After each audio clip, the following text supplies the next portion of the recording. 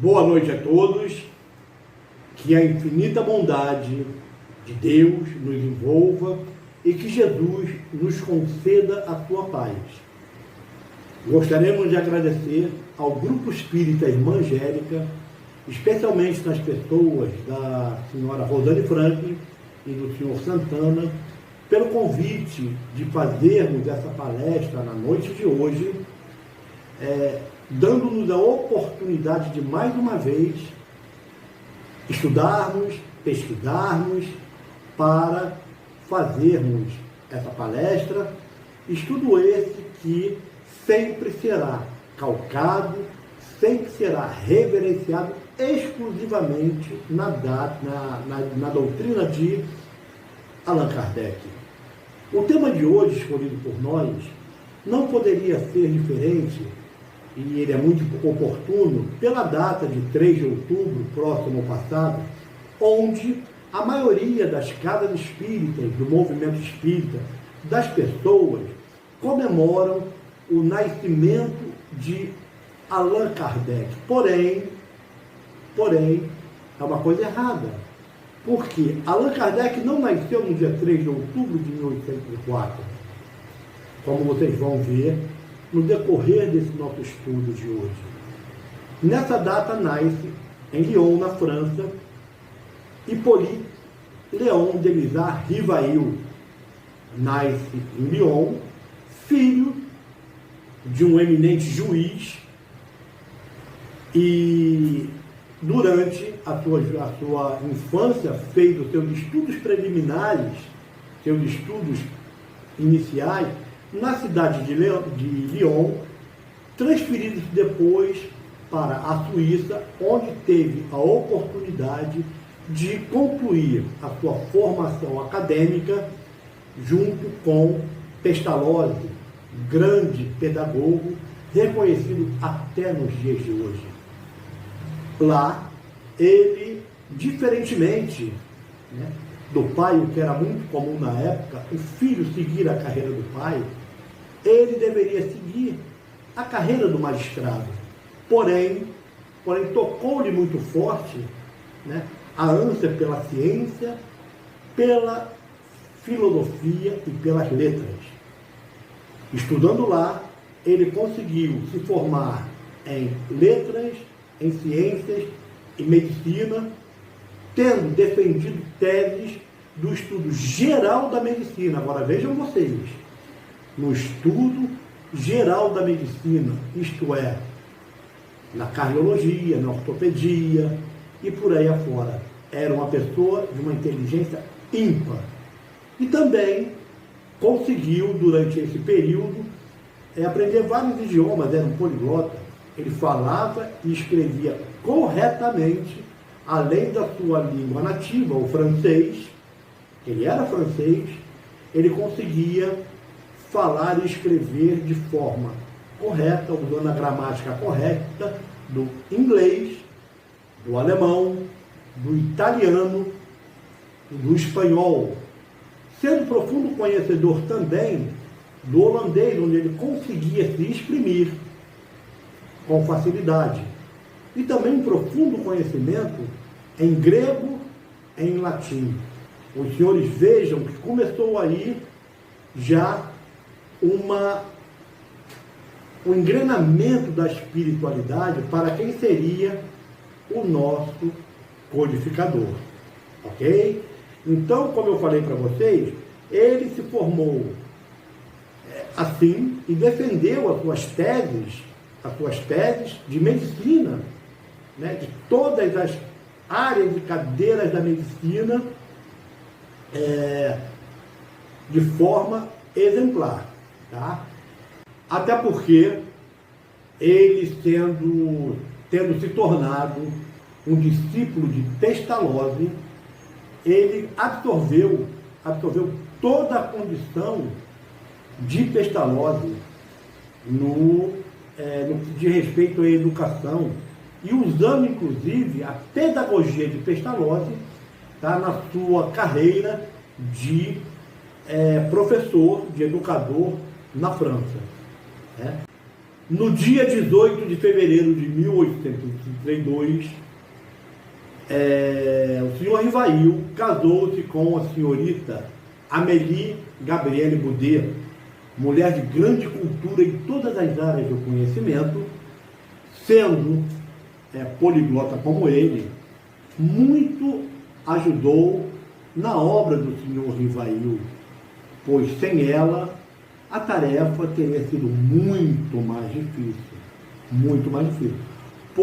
Para os senhores terem uma ideia, o senhor Rivail, na época em que estava, de 1854 a 1856, já início de 57, ele recebia mais de 3.000 cartas por mês, cartas oriundas do mundo todo, Estados Unidos, da própria França, Inglaterra, Itália, Holanda, e ele lia todas as cartas.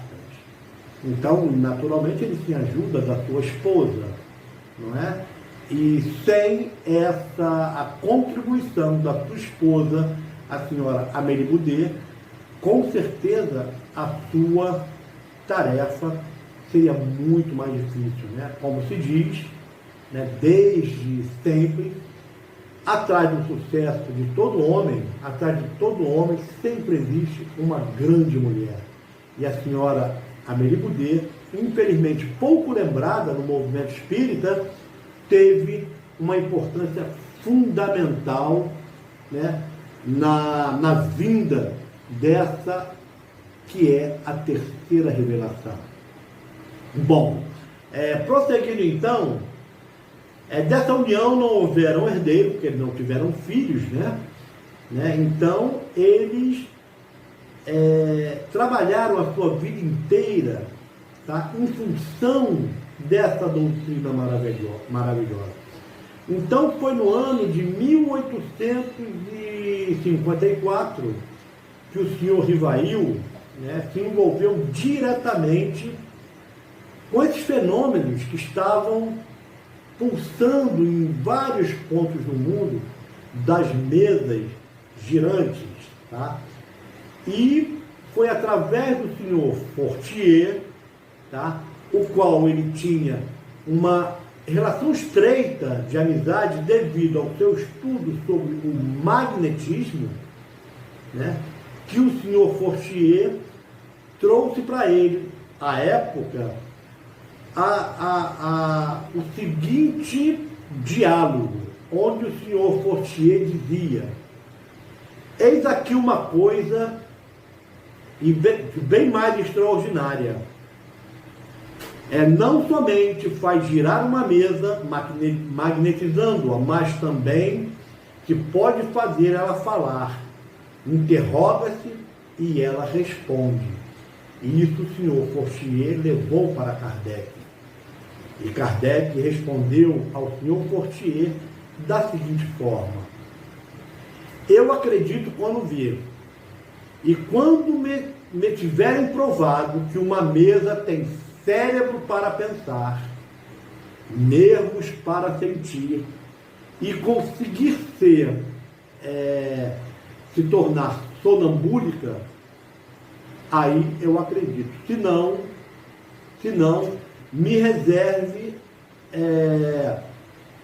nisso o pensamento de se tratar apenas de uma fábula para o sono. Essa era a postura do senhor Rivail, não querendo negar coisa alguma, mas sempre solicitando provas, evidências e, posteriormente, exaustivas observações do fato em si.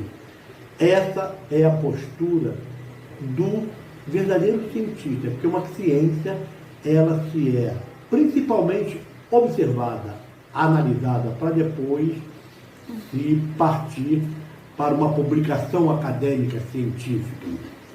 Então, foi no período de 1854 a 1856 se abre um novo horizonte para esse sagaz cientista, onde o nome de Rivail ele começa a dar lugar ao nome Allan Kardec. Né? Foi nesse período onde começou a surgir o nome Allan Kardec, até então desconhecido. Né?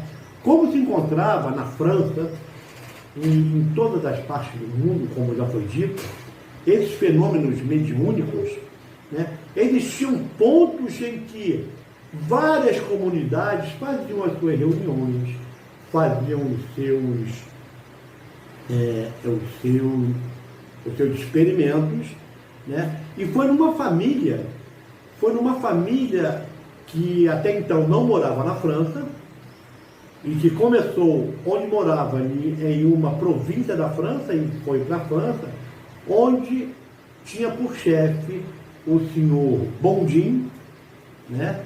E que ele fazia essas reuniões com manifestações, com psicografia, ele e sua família. E em determinado momento, determinado dia, se apresentou o guia espiritual desta família, né? Consequentemente, o guia espiritual do trabalho em si, em que se manifestou e indagado pelo senhor Boldin de quem se tratava aquele espírito, né? De quem se tratava, ele respondeu: chamem-me pelo nome de Zéfiro, Zéfiro da Verdade, e procurarei contato com o velho amigo chefe dos sacerdotes, desde os nossos tempos de druidas. Numa outra reunião, esse mesmo espírito Zéfiro escreveu: nosso dia de glória está chegando. O senhor Bondin pediu maiores explicações a respeito do que ele disse. E Zéfiro respondeu: vamos ter afinal o convívio do nosso chefe druida, aquele qual você se referiu. Respondeu Zéfiro: sim, ele mesmo em pessoa. Você vai trazê-lo e Caroline vai atraí-lo. Caroline era a filha do senhor Bondin. O senhor Bondin voltou a perguntar: você pode dizer o nome dele? E o Zéfiro respondeu: sim, trata-se do grande sacerdote Allan Kardec. Ficou todo mundo. O pessoal não entendeu muito, né? Então, druidas, ou druidas, né? Druidas era um sacerdote, né? Do povo celta, que ocupou a área da Gália, que abrangia a França, parte da Alemanha, aqueles países europeus, né? Com o surgimento dessa civilização de 800 anos antes de Cristo. E os druidas, eles já naquela época, eles tinham a sua religião druida, né? Em que era muito similar ao nosso espiritismo cotidiano. Eles acreditavam em Deus único, acreditavam na inexistência da morte, na pluralidade dos mundos existentes. Também acreditavam na vida, todos os nossos conceitos atuais, né, a comunicabilidade dos espíritos, né, todos os conceitos eles já tinham na época, e eles foram dizimados, né, a partir do ano 50 a.C., quando as tropas, né, de Júlio César invadiram a Gália. E eles, sem aquele poderio bélico e treinado que fizeram os exércitos de Júlio César, foram dizimados. Poucos restaram depois de Cristo, mas a própria igreja, né, programou uma perseguição para destruí-lo, justamente por causa desses conceitos, né? Desses conceitos que eles tinham, que a igreja não admitia, como não admite até hoje. Bom, então certa noite, o senhor Rivail, junto com a sua esposa Amélie Boudet, né, por uma circunstância ou outra, foi a uma reunião, foi convidado a uma reunião na casa do senhor Fortier. Né? Em lá chegando, Kardec e a sua esposa Amélie Boudet, o espírito Zéfiro, inclusive que na literatura de Kardec, não existe esse nome Zéfiro, existe o espírito Z, que Kardec costumava botar a primeira letra do nome justamente para evitar constrangimento. Kardec nunca colocava o nome completo. Né? Então, Z. Outras literaturas disse Zéfiro.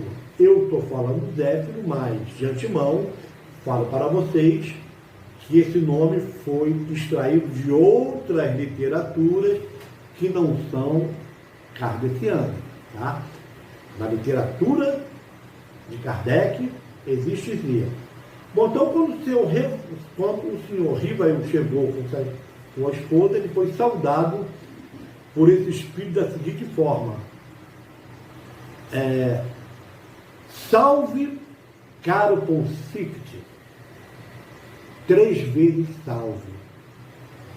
O senhor Bondinho ficou, que a sala estava cheia, onde inclusive, né, pessoas riram. Por quê? Porque o espírito psicografou isso e a pessoa leu. Né? Salve, querido Pontífice, 3 vezes salve. E o senhor Bondinho, conhecendo Kardec, tentou contornar, falando que esse espírito costumava ser muito cordial e brincalhão com as pessoas presentes, que o senhor Rivail não levasse isso em consideração, que era comum desse espírito. Então o senhor Rivail, ele não ligou muito para isso e respondeu sorrindo ao espírito Zéfiro. Respondeu da seguinte forma: minha bênção apostólica, querido filho. Houve outra risada.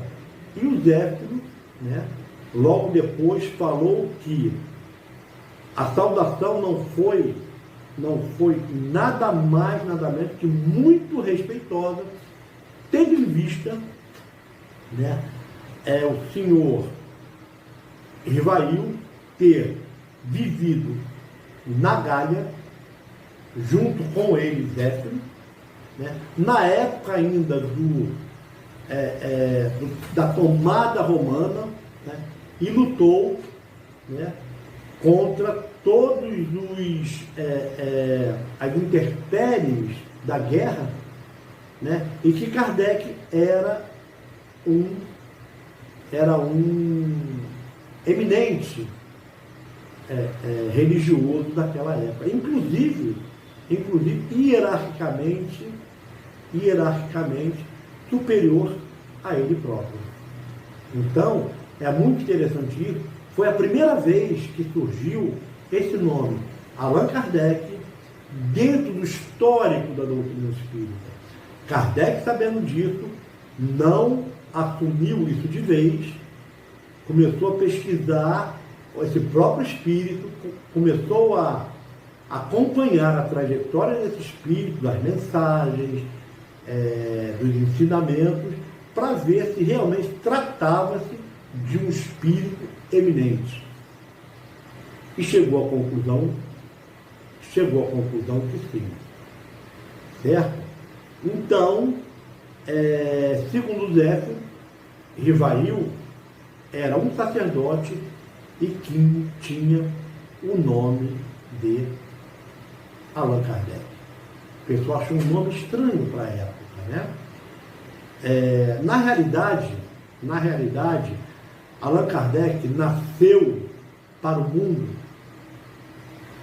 Allan Kardec nasceu para o mundo no dia 18 de abril de 1857, quando, depois de todo o trabalho de observação, né, de catalogar a resposta dos espíritos, das manifestações espontâneas, né,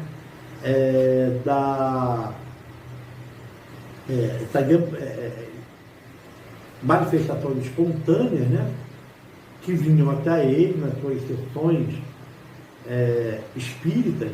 Catalogando isso tudo, ele resolve lançar o Livro dos Espíritos. E esse lançamento se deu no dia 18 de abril de 1857. Tá? E Kardec, ao ter que lançar esse livro, ficou numa dúvida muito grande. Como assinar a autoria desses livros? Né? Preocupação, inclusive, muito significativa, porque ele pensava que, sendo ele uma pessoa conhecida no ramo acadêmico, científico, já tendo publicado muitos livros pedagógicos, de educação, de astronomia, porque ele era isso tudo. Para vocês terem uma ideia, ele foi reitor de uma universidade na França, tá? Onde ele era responsável pela cadeira de física, de astronomia, de medicina, de matemática, uma só pessoa. Então, a preocupação dele era justamente que o nome dele, Hippolyte Denisard Rivail, né, fosse interferir na interpretação de cada pessoa. Isso fosse interferir na aceitação, né, no raciocínio lógico do que estava ali. Claro, se eu pegar uma obra da magnitude de um livro dos Espíritos e ver o autor, Hippolyte Denisard Rivail, Hippolyte Léon Denisard Rivail, eu ia falar, claro, um homem com essa capacidade tem condição de escrever tudo isso, estuda dele. Então ele se preocupou com isso, não misturar a figura de professor, cientista, pedagogo, tá, com a figura de um simples homem, né, capaz de codificar isso tudo, quer dizer, de uma forma pedagógica, codificar, alinhar, um trabalho muito grande, né? Um trabalho tão grande que o Livro dos Espíritos, a primeira edição, tinha 501 perguntas, se eu não me engano. A segunda edição veio com 1019 perguntas, né? Então a preocupação dele foi justamente essa, né? Tirar o nome de Rivail, que era o nome dele, e botar Allan Kardec, que até então era um nome desconhecido. Então, daí surge o nome Allan Kardec nessa nossa terceira revelação, né, e que traz até hoje ensinamentos fantásticos e vai continuar assim pela eternidade. Então, agora vamos falar de Allan Kardec. Até então, falamos de Rivail. Allan Kardec. Eu gostaria de ter tempo para expor toda a trajetória desse eminente homem, que realmente trata-se de um espírito superior,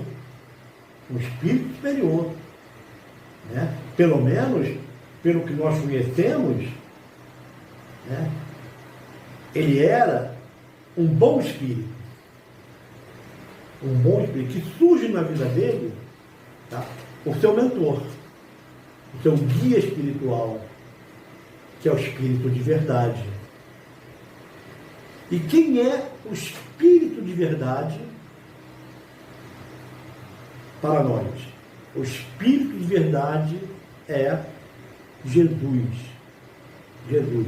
Né? Quem estuda a escala espírita, né, sabe que quem estuda a doutrina espírita sabe que Santo Agostinho, Santo Agostinho e São Luís, a respeito, falando sobre os nossos guias espirituais, diz que um guia espiritual é sempre de uma ordem superior ao do seu protegido.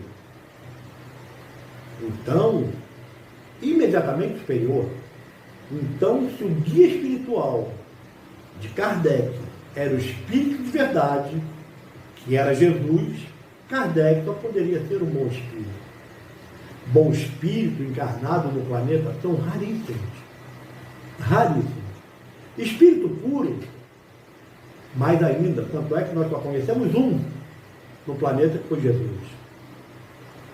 Desencarnado, encarnado, raríssimos. Mas desencarnados,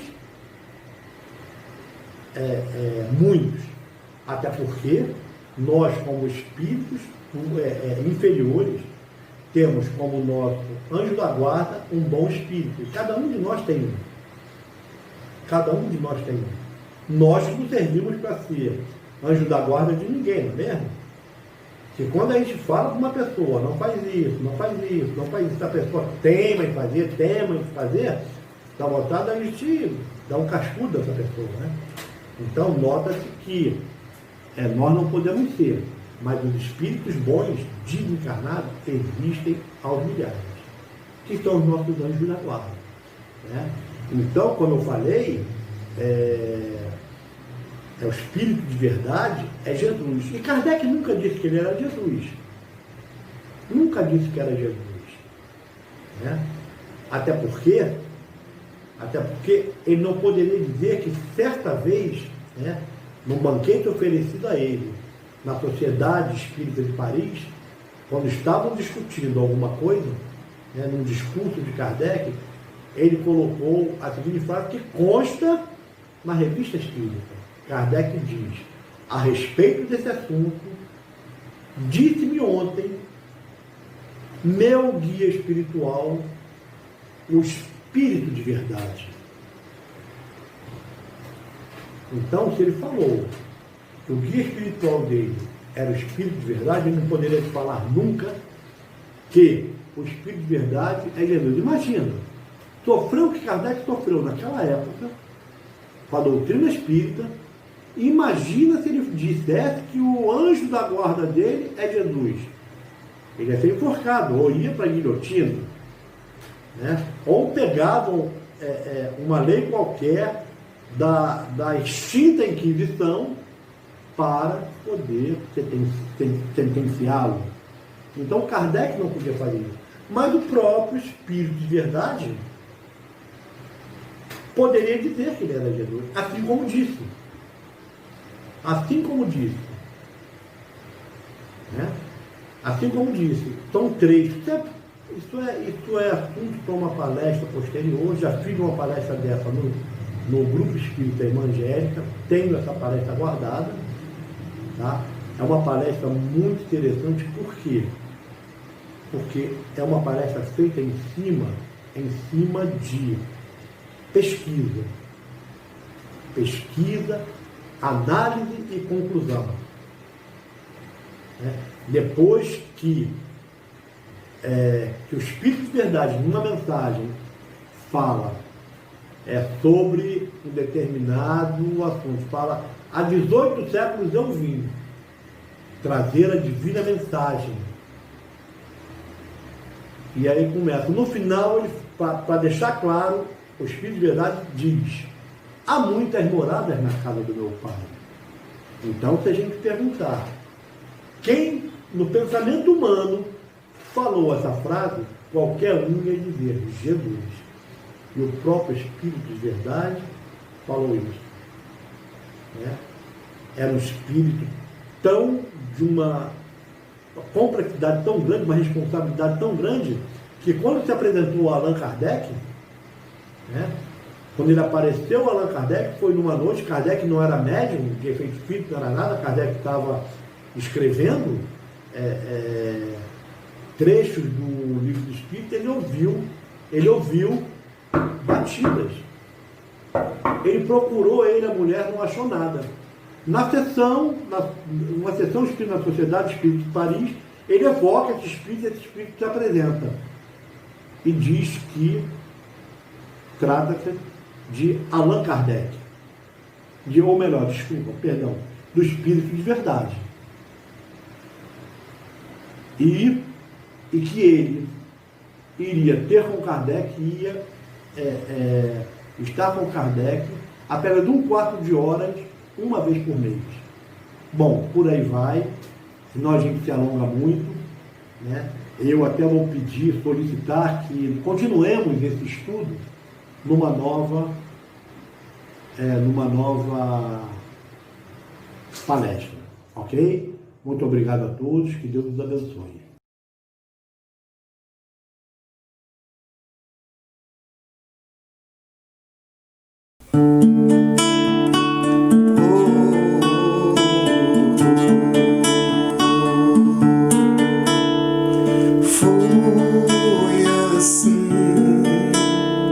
As mesas estavam girando e ele percebeu que ali estava bem mais que uma simples diversão. Eram mensagens de Deus, uma nova ciência trazendo luz para a humanidade. Em todos os lugares do mundo chegavam notícias do Espírito Verdade. Kardec é o nosso codificador, cumpriu sua missão, matou a morte e trouxe a luz do outro lado para cá. Kardec é o nosso codificador, cumpriu sua missão, matou a morte e trouxe a luz do outro lado para cá.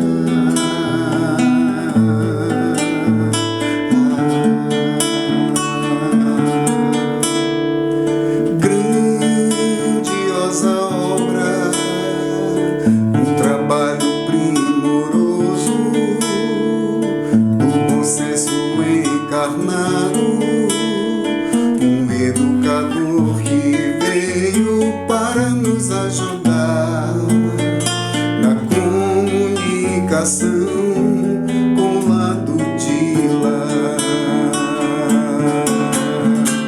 Jesus é a porta onde todos passarão. Kardec nos trouxe a chave e o amor de Deus nos deu o Espiritismo, Consolador prometido. Jesus é a porta onde todos passarão. Kardec nos trouxe a chave e o amor de Deus nos deu o Espiritismo, Consolador prometido.